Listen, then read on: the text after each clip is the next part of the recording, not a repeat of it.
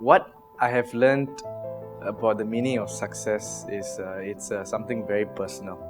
It is not what society defines it by. It's not a monetary, materialistic, economic success. It's what gives you satisfaction, what you have worked towards and have achieved at the end of the day.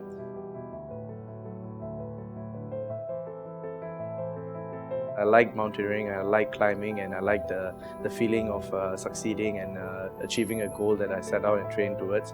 And in 2012, there was an opportunity for me to carry out the dream to climb Everest. So I had to make the decision whether I was serious about it or not.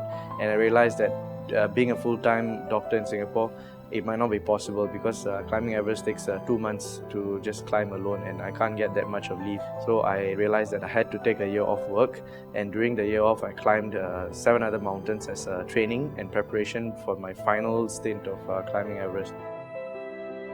I thought I would be feeling extremely happy and extremely emotional, and I would be crying, and I pictured that moment like if I reached like many times when I was climbing.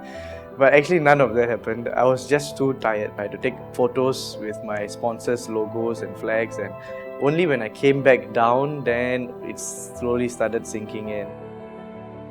Everyone was congratulating me, and people who told me not to go and everything were saying it's a good job done. And the sponsors who kind of rejected me initially were asking me to come back and give a talk to their company. But only when all these things start happening, you realize that how big this achievement was, not only for yourself but for all the people around you as well.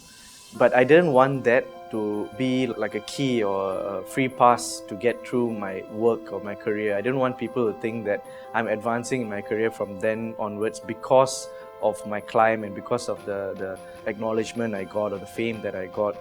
Being a doctor is very different from climbing. You have to get the skills and the knowledge, and I wanted to acquire that and go through what every junior doctor goes through.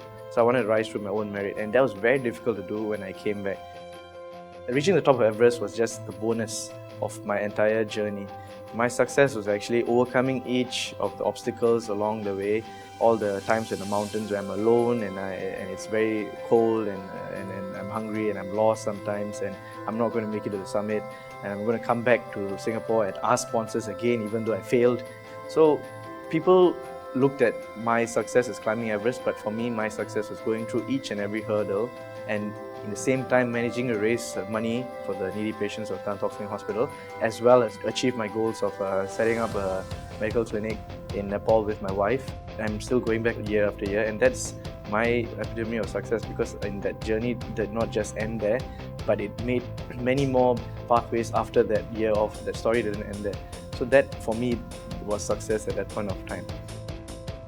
I just became a senior resident, so there's a lot more responsibility at work, and I'm starting to do hands-on operations and independently. So the learning curve is very high, and hopefully I'll be pass my exams and be a good surgeon. So for now, yes, that's my Everest.